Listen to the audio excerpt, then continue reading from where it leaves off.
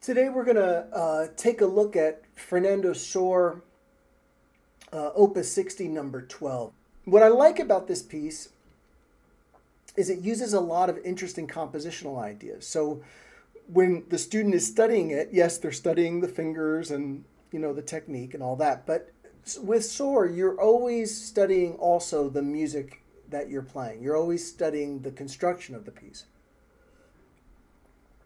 And that's what I would want to go through with this today. I taught this recently, and it struck me as we were going through it how many interesting compositional ideas he uses. Now, one thing that I made for everybody is this PDF, which is some of the elements of the piece that I would recommend learning. Know your G major scale. Why? Because the piece is in G major, and he's going to use these notes in G major often. You also want to know your thirds in G major, because he's going to use thirds. You also want to know your sixths in G major. Right? If you're unfamiliar with thirds and sixths, go back to my previous video, The Importance of Scales and Thirds in Music. It talks all about that and why it's important, and we work with another Sor piece. In this piece also, he gets a little bit dissonant with chromatic scale. He uses the chromatic scale going up. He also uses it going down. He imitates the chromatic scale. Another thing is contrary motion. This is a scale in contrary motion. Now, this scale is not in the piece, but just the idea of working on scales in contrary motion would be very good for any guitarist, because you want to get used to the idea of playing to be able to think of two separate lines moving in opposite motion. It's used all the time in music. And then finally, augmented force resolved to sixth in contrary motion. There's examples in this piece where this interval often resolves to this interval. And again, notice that it's moving in contrary motion, right? The top voice goes up, the bottom voice goes down. Same thing here, right? And even with the octave, it doesn't matter if there's an octave, it's the same, it functions the same. So here is this interval, C and F sharp to B and G, and then we have C and F sharp with the lower octave to B and G. So let's get into the piece a little bit. I'm going to go through it pretty quickly, but in certain parts where I think it's really interesting what he's doing, we're going to talk about what's happening, okay? So we start off, we're in G major, and what does he start with? He starts off with thirds, a B and G, which is outlining a G major chord. So the third in G major, D, D, D, down, that's a chromatic scale. Here's more thirds, D, do, do, do. Then this is six in G major. And then we have another scale going down to third, right? To another third. And so that's the first phrase, right? We have G major, there's your third. Here's your chromatic scale. Here's more thirds. Then we have parallel six. Another scale. And it ends on this third here. And then this D to G is just outlining the end of the G chord. Okay? So let's get rid of that stuff. And now we move on from here. We start with G again. Now he changes a little bit. And we end on C, or we don't end, but we get to C sharp.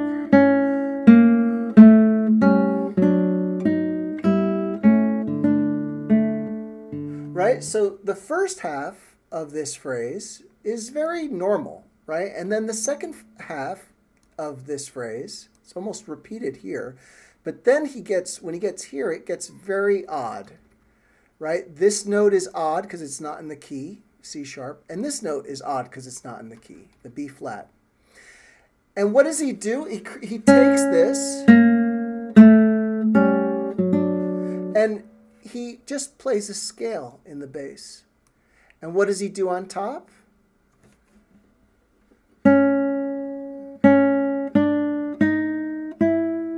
He does a chromatic scale. So check that out. We have, let me start from the beginning of the phrase.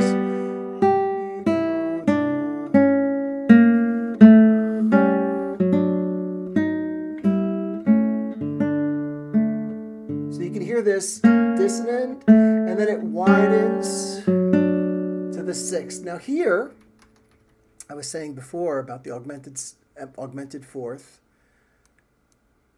to the sixth. There it is. This is real basic harmony in classical music, and they use it so much. All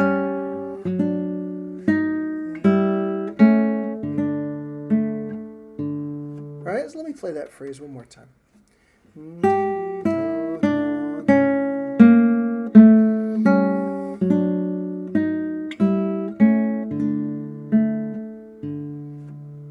Right? And then at the end, it's just D, you know, it ends in a D, and he does D, A, D.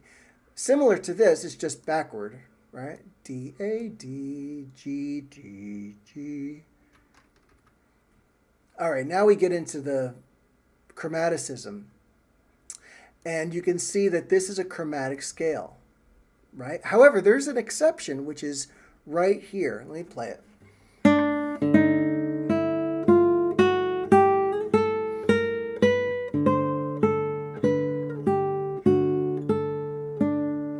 So he has chromatic scale D, D sharp, E, F, F sharp, G, no G sharp here. So this would be something that would catch my eye. Oh, I see. This is all a chromatic scale. And then you go up to the A and you complete the rest of a chromatic scale. But you don't play the G sharp. And that would be important because it's very easy to just,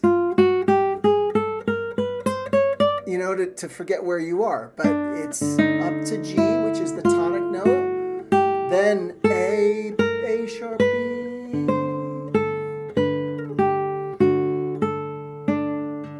So, and then what does he do here? Dee da da da da da da. They're thirds. C to A, B to G, F sharp to A, another third. All right, remember, thirds, melodically they're used, harmonically they're used. It doesn't matter. It could be melodic, it could be harmonic. Doesn't make any difference. So we have a chromatic scale. The rest, now thirds. Then he does the same thing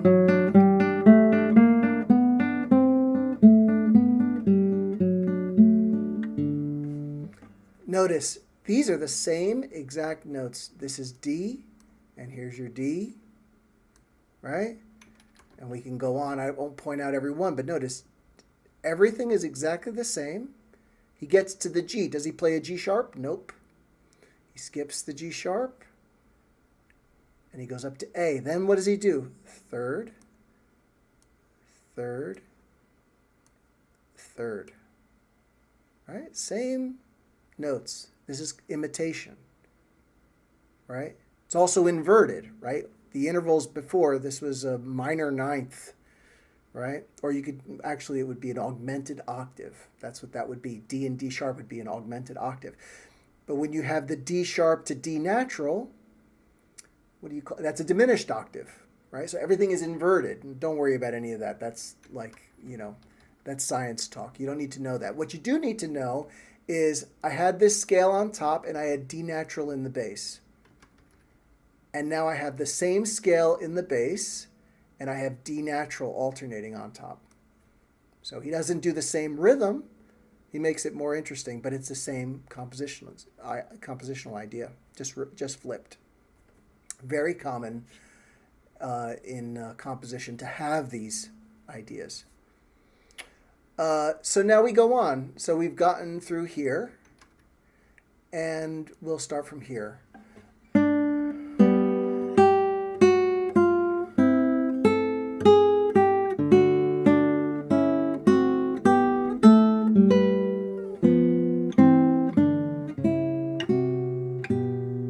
I'll stop there.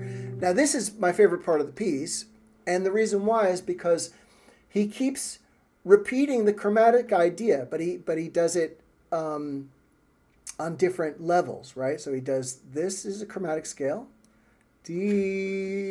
First of all, he starts with the third, then a chromatic scale to another third. Right, here's your other third.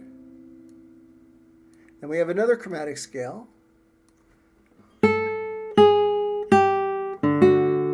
Now, somebody would look at this and say, well, this isn't a third, but actually it is, because the octaves don't matter in labeling intervals. In other words, if the D was here, it would be a third, right? So I call this a tenth because this is what I learned as a kid. Learning scales in tenths was something I learned. However, it's really just another third with the octave. In fact, Sor doesn't recognize tenths because the octave, an octave of a third is a tenth, but he would call this a third plus an octave, right? That would just be a third plus an octave. So it's pretty cool. You got third chromatic scale, third chromatic scale, third. Now another chromatic scale, but what does he do? He puts it in the middle voice. And what does he do on the top? He does contrary motion. You can always see contrary motion because it looks like everything expands. See? And then it continues all the way to this tenth. But again, this is a third plus an octave, right? G and B. That's a third plus an octave. Let me play that whole phrase. So we have chromatic scale, third chromatic scale, third chromatic scale, and it keeps going.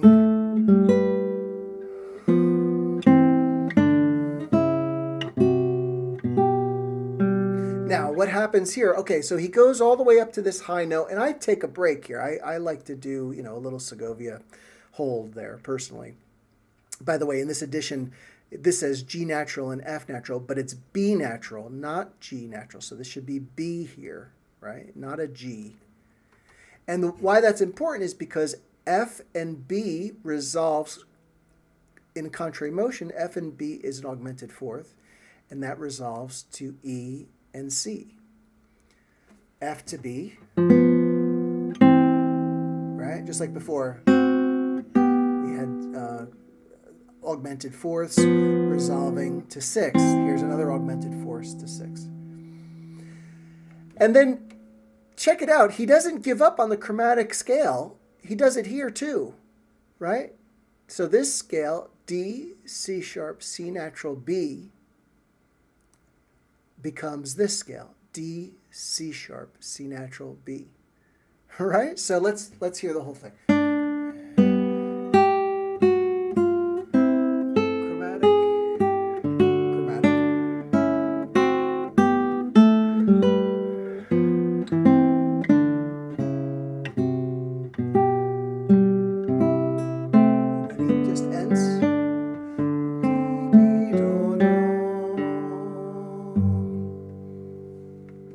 Right? It's really cool. I mean, you have this chromatic scale, chromatic scale, chromatic scale, and chromatic scale. And as he goes on, it gets wider and wider and wider. It's really interesting. Right? It gets all the way up to this B, and then it starts from here, and it gets really wide here. This is a really wide interval. Now, this is right here. This is a sixth plus an octave. B to G is a sixth, right? Lower B, higher G is 6 away, but with an octave. So you get this beautiful, it's just nice, beautiful, wide interval. Notice how he gets to it. The C natural to F sharp. That's an augmented fourth. I know it's hard to see that, but, again, C natural to F sharp is 4 away and to this sixth. It's hard to see it, but you can hear it.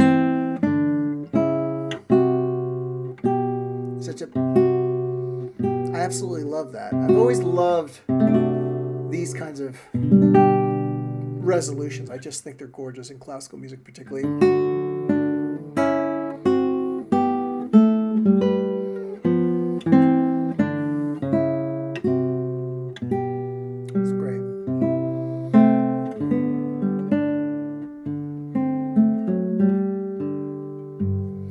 right? And then at the end, he just does contrary motion.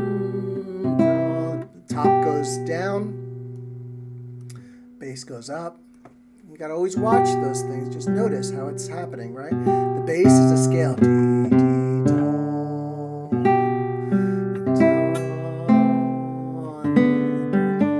What are the intervals here? Well, we have our sixth with an octave. Then we have a third with an octave. Then we have another sixth here. Right? And then what does he do toward the end here? These are all thirds. Da, da, da. And then we end on G. So when you're learning something like this, it's very tempting to, this looks very complicated. Look at all this stuff. Look at this. This looks complicated. This stuff, but you got to understand that things that look complex, they're usually based on simple ideas, right? Just take this apart. You say, okay, well, this line, the downstem line, is going as a scale. This upstem line is going as a scale. All right, not so bad. It looks hard. When you see it all together, it looks hard. But you see, Sor is thinking of separate parts, and he's writing in separate parts. So if you look at, something like this, and you say, oh my God, what is this mess, right? You got to understand that this line is separate from this line. When you play this line by itself, it's not so bad. It's just a chromatic scale, right? It's not a hard thing. But if you think that there's something between these two it's all complicated between the two, you're going to find this really difficult. It looks that way, but in fact, his music and Bach and many other good composers, they're based on simple ideas. It's just that you have separate voices, and when the eye looks at the entire jumble, it looks really complicated. But when you look at the separate lines, it's very simple. Very simple, right? This here looks very complicated. All this stuff in here looks complicated. But look at this, right? Right from here, D, C sharp, C natural, B, A, G. That's a scale with just the C sharp. What is this? D, E, F sharp, G, A, B. That's a scale with no chromaticism. Same thing here. B, C, D, E, F sharp, G. That's a scale. Then we have F, E, D, C sharp, C natural, B. That's also a scale. Do you have to put it all together? Yes, you have to put it all together. But when you're understanding music, try to look at the separate lines, because that's how they're thinking about it. That's how he constructed it. Sor didn't just think, oh, that's a cool chord. It's not how they thought about music. They thought about music in terms of this line, and let them interact together.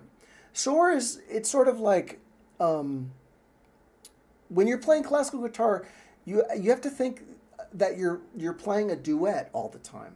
You're playing a bass part and a treble part, and often you also have an alto part, 3 parts, right? In this piece, it's 2 parts, but yeah, there's a couple spots maybe where there's a third voice, but most of the time it's 2 parts. And so you want to study it that way. Okay, this is going this way and this is going that way. And then as you put the fingers down, try to really notice the notes and how the notes are interacting with one another. That's the beauty of the composition. Thanks very much. I'll see you hopefully soon. I can't promise anything, but sooner rather than later.